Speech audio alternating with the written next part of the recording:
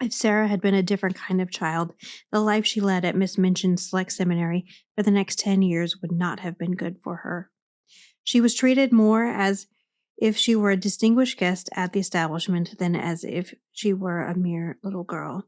If she had been a self-opinionated, domineering child, she might have become disagreeable enough to be unbearable through being so much indulged and flattered. If she had been an indolent child, she would have learned nothing. Privately, Miss Minchin disliked her, but she was far too worldly a woman to do or say anything which might make such a desirable pupil wish to leave her school. She knew quite well that if Sarah wrote to her papa to tell him she was uncomfortable or unhappy, Captain Crewe would remove her at once. Miss Minchin's opinion was that if a child were continually praised and never forbidden to do what she liked, she would be sure to be fond of the place where she was so treated. Accordingly, Sarah was praised for her quickness at her lessons, for her good manners, for her amiability to her fellow pupils, for her generosity if she gave sixpence to a beggar out of her full little purse. The simplest thing she did was treated as if it were a virtue, and if she had not had a disposition and clever little brain, she might have been a very self-satisfied young person. But the clever little brain told her a great many sensible and true things about herself and her circumstances, and now and then she talked these things over to Ermengarde as time went on. Things happen to people by accident, she used to say. A lot of nice accidents have happened to me. It just happened that I always liked lessons and books and could remember things when I learned them. It just happened that I was born with a father who was beautiful and nice and clever and could give me everything I liked. Perhaps I have not really a good temper at all, but if you have everything you want and everyone is kind to you, how can you help but be good-tempered? I don't know. Looking quite serious, how shall I ever find out whether I am really a nice child or a horrid one? Perhaps I'm a hideous child and no one will ever know, just because I never have any trials. Lavinia has no trials, said Ermengarde stolidly, and she's horrid enough. Sarah rubbed the end of her little nose reflectively as she thought the matter over. Well, she said at last, perhaps that's because Lavinia is growing. This was the result of a charitable recollection of having heard Miss Amelia say that Lavinia was growing so fast that she believed it affected her health and temper. Lavinia, in fact, was spiteful. She was inordinately jealous of Sarah. Until the new pupil's arrival, she had felt herself the leader in the school. She had led because she was capable of making herself extremely disagreeable if others did not follow her. She domineered over the little children and assumed grand airs with those big enough to be her companions. She was rather pretty and had been the best-dressed pupil in the procession when the select seminary walked out 2 by 2 until Sarah's velvet coats and sable muffs appeared, combined with drooping ostrich feathers, and were led by Miss Minchin at the head of the line. This, at the beginning, had been better enough, but as time went on, it became apparent that Sarah was a leader too, and not because she could make herself disagreeable, but because she never did. There's one thing about Sarah Crewe, Jessie had enraged her best friend by saying honestly. She's never grand about herself in the least bit, and you know, she might be, Lavvy. I believe I couldn't help being, just a little bit, if I had so many fine things and was made such a fuss over. It's disgusting the way Miss Minchin shows her off when the parents come. Dear Sarah must come into the drawing-room and talk to Mrs. Musgrave about India, mimicked Lavinia. In her most high-flavored imitation of Miss Minchin, dear Sarah must speak French to Lady Pitkin. Her accent is so perfect. She didn't learn her French at the seminary, at any rate. And there's nothing so clever in her knowing it. She says herself she didn't learn it at all. She just picked it up because she always heard her papa speak it. And as to her papa, there is nothing so grand in being an Indian officer. Well, said Jessie slowly, he's killed tigers. He killed the one in the skin Sarah has in her room. That's why she likes it so. She lies on it and strokes its head and talks to it as if it were a cat. She's always doing something silly, snapped Lavinia. My mamma says her way of pretending things is silly. She says she'll grow up eccentric. It was quite true that Sarah was never grand. She was a friendly little soul and shared her privileges and belongings with a free hand.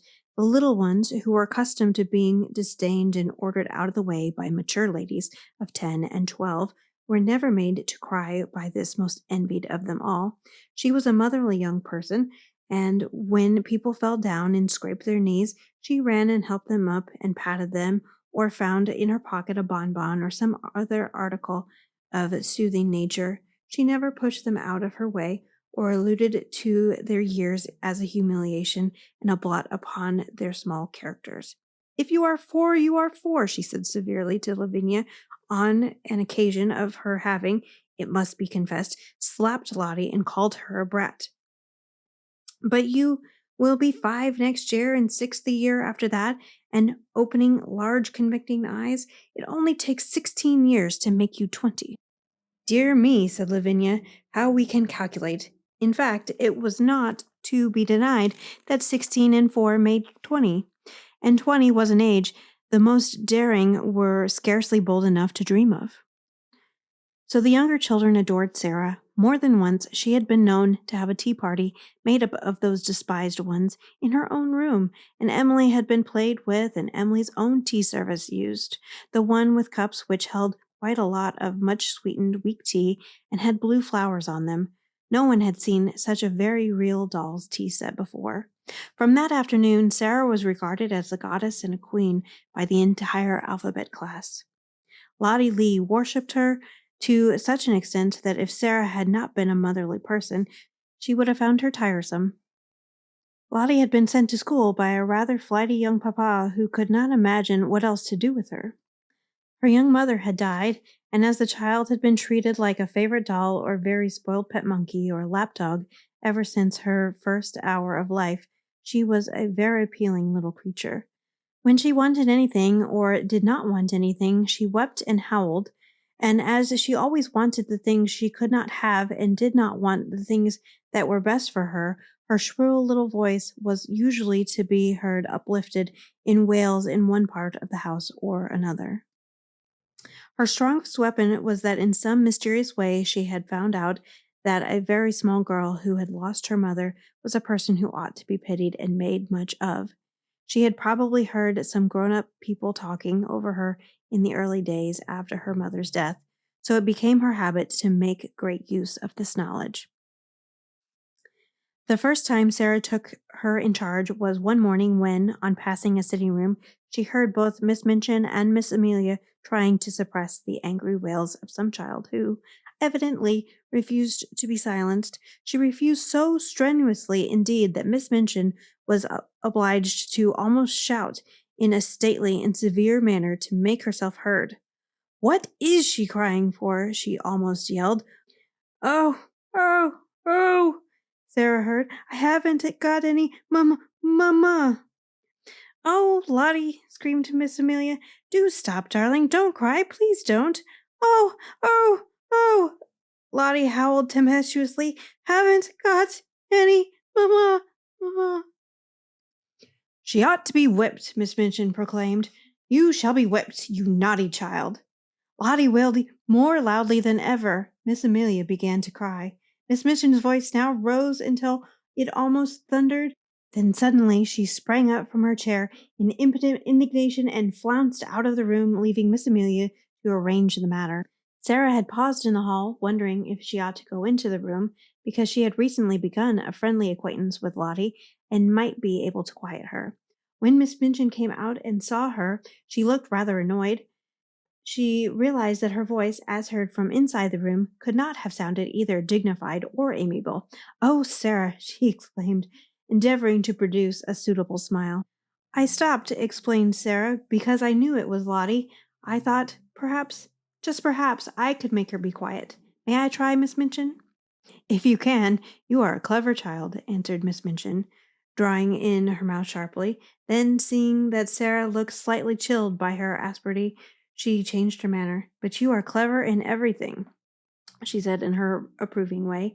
"I dare say you can manage her. Go in." And she left her. When Sarah entered the room, Lottie was lying upon the floor, screaming and kicking her small, fat legs violently, and Miss Amelia was bending over her in consternation and despair, looking quite red and damp with heat. Lottie had always found, when in her own nursery at home, that kicking and screaming would always be quieted by any means she insisted upon. Poor plump Miss Amelia was trying first one method and then another. Poor darling, she said one moment. I know you haven't any, mamma. Poor. Then, in quite another tone, if you don't stop, Lottie, I will shake you. Poor little angel. There, there. You wicked, bad, detestable child. I will smack you, I will. Sarah went to them quietly. She did not know at all what she was going to do, but she had a vague inward conviction that it would be better not to say such different kinds of things quite so helplessly and excitedly. Miss Amelia, she said in a low voice, Miss Minchin says I may try to make her stop. May I? Miss Amelia turned and looked at her hopelessly. Oh, do you think you can? She gasped. I don't know whether I can, answered Sarah, still in her half whisper, but I will try. Miss Amelia stumbled up from her knees with a heavy sigh, and Lottie's fat little legs kicked her as hard as ever. If you'll steal out of the room, said Sarah, I will stay with her. Oh, Sarah, almost whimpered Miss Amelia, I never had such a dreadful child before. I don't believe we can keep her. But she crept out of the room and was very much relieved to find an excuse for doing it. Sarah stood by the howling, furious child for a few moments and looked down at her without saying anything. Then she sat down flat on the floor beside her and waited. Except for Lottie's angry screams, the room was quite quiet. This was a new state of affairs for little Miss Lee, who was accustomed, when she screamed, to hear other people protest and implore and command and coax by turns, to lie and kick and shriek, and find the only person near you not seeming to mind in the least attracted her attention. She opened her tight-shut, streaming eyes to see who this person was, and it was only another little girl, but it was the one who owned Emily and all the nice things, and she was looking at her steadily as if she was merely thinking. Having paused for a few seconds to find this out, Lottie thought she must begin again, but the quiet of the room and of Sarah's odd, interested face made her first howl rather half-hearted. I haven't any, Mamma, she announced, but her voice was not so strong. Sarah looked at her still more steadily, but with a sort of understanding in her eyes. Neither have I, she said. This was so unexpected that it was astounding. Lottie actually dropped her legs, gave a wiggle, and lay and stared. A new idea will stop a crying child when nothing else will. Also, it was true that while Lottie disliked Miss Minchin, who was cross, and Miss Amelia, who was foolishly indulgent, she rather liked Sarah, little as she knew her. She did not want to give up her grievance, but her thoughts were distracted from it. So she wriggled again, and after a sulky sob, said, Where is she? Sarah paused a moment. Because she had been told that her mamma was in heaven, she had thought a great deal about the matter, and her thoughts had not been quite like those of other people. She went to heaven, she said, but I am sure she comes out sometimes to see me, though I don't see her. So does yours. Perhaps they can both see us now. Perhaps they are both in this room. Lottie sat bolt upright and looked about her. She was a pretty little curly-headed creature, and her round eyes were like wet forget-me-nots. If her mamma had seen her during the last half hour, she might not have thought her the kind of child who ought to be related to an angel. Sarah went on talking. Perhaps some people might think that what she said was rather like a fairy story, but it was all so real to her own imagination that Lottie began to listen in spite of herself. She had been told that her mamma had wings and a crown, and had been shown pictures of ladies in beautiful white nightgowns who were said to be angels, but Sarah seemed to be telling a real story about a lovely country where real people were. There are fields and fields of flowers, she said, forgetting herself as usual when she began, and talking rather as if it were a dream. Fields and fields of lilies, and when the soft wind blows over them, it wafts the scent of them into the air, and everybody always breathes it because the soft wind is always blowing.